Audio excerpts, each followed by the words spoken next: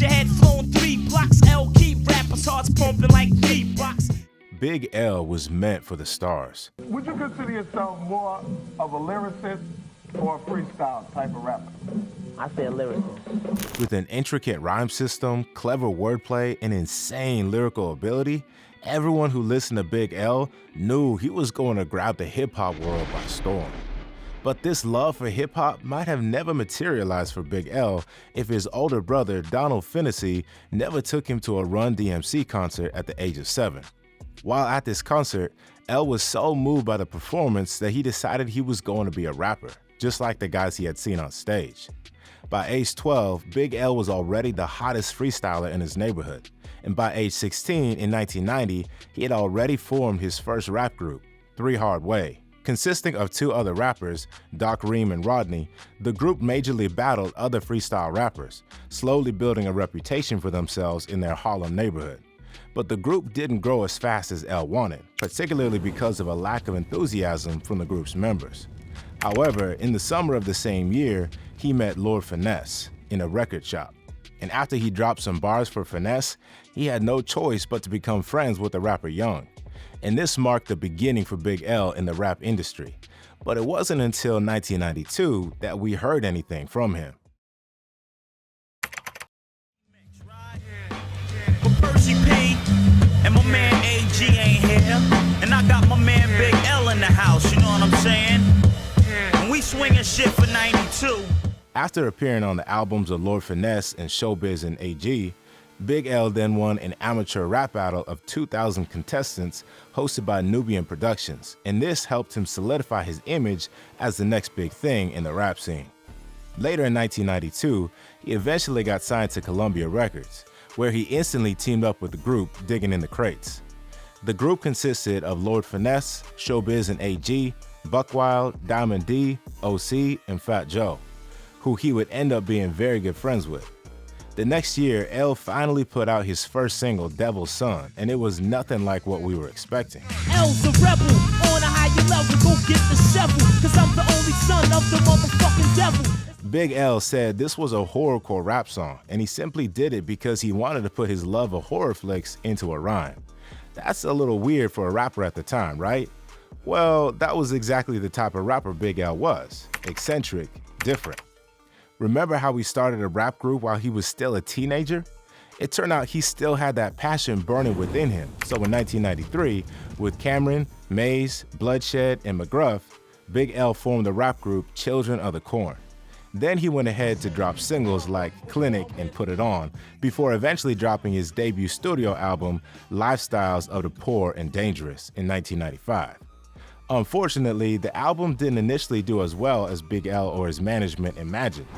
It charted at number 149 on the Billboard 200 and reached number 22 on the top R&B hip-hop albums.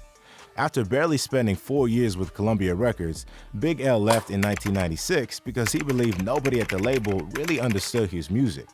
Even though he instantly began working on his second album, he chose not to get signed to any record label, choosing instead to stay independent before forming his own label, Flamboyant Entertainment, in 1998. But this was a bittersweet moment for the rapper.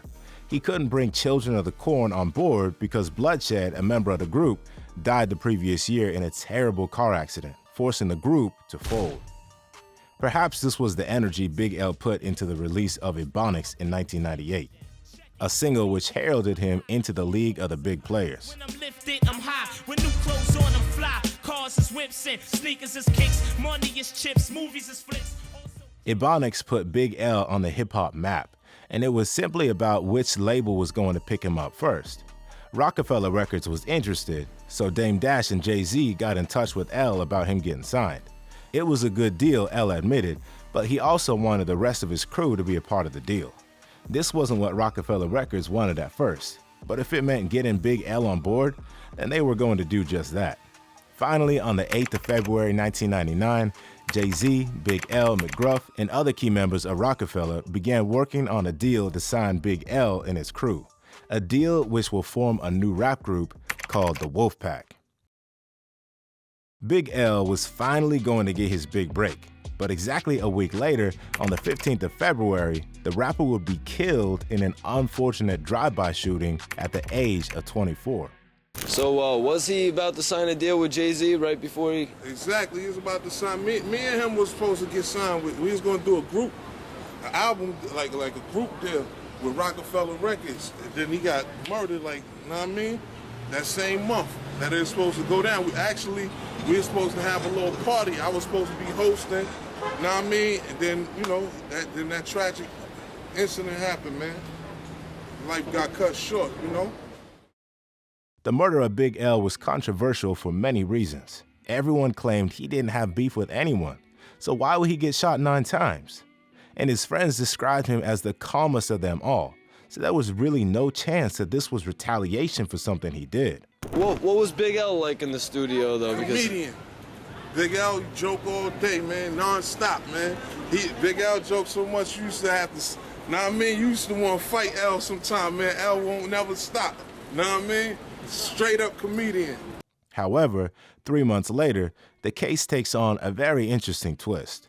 The police arrested a man called Gerard Woodley as the primary suspect in the case, but due to a lack of evidence, Woodley was released from custody.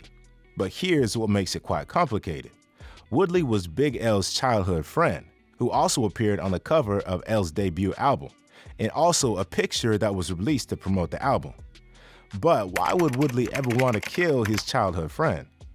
The theory of the police was quite mind-boggling. The New York City Police Department said, "It's a good possibility it was retaliation for something Big L's brother did, or Woodley believed he had done." Now, Big L's brother, Leroy Finnessy, or Big Lee, was the leader of a gang known as the NFL Crew. While on probation, he was caught with an illegal firearm that got him sent to prison. Worried that his gang, which included Woodley, was going to snitch on him while he was locked up, Big Lee contracted a hitman from jail to kill all members of his gang. But there was one tiny problem. The hitman had no idea what these guys looked like. Even though Big L wasn't a part of the gang's business, it wasn't unusual for him to help his brother. So when Big Lee told L to point out the gang members to the hitman, the rapper didn't think of this as a big deal. But unfortunately, the hitman failed to kill Woodley, who was smart enough to scare off his killer. Unfortunately, Woodley had seen the hitman a few days before with Big L, so he thought the rapper was a part of the scheme and decided to pull one back on him. Cameron, who was friends with both men, also confirmed the story when he posted this verse, which suggested that Big L in fact knew something about the attempt on Woodley's life a week earlier. Grew up with Big L and the dude supposedly killed him. A week before that, though, Big L had tried to kill him. What was he to do? Please don't get in your feelings. When the time's right, I will tell you about these villains. Woodley walked as a free man for several years, and the case remained cold, unsolved. Then in 2016, Woodley was shot right in front of his house before eventually giving up the ghost at Harlem Hospital at the age of 46. And with him died all hopes of finding the truth about Big L's death, leaving us with nothing but theories and speculations. Big L's legacy is more respected in present-day hip-hop, and his 10-minute radio freestyle with Jay-Z remains one of the greatest hip-hop freestyles to have ever been made. You better spread with them $30 kicks on, or get whipped on, knocked out cold and pissed on. L is a heavyweight with steady paper. You the type to go to jail for a petty caper.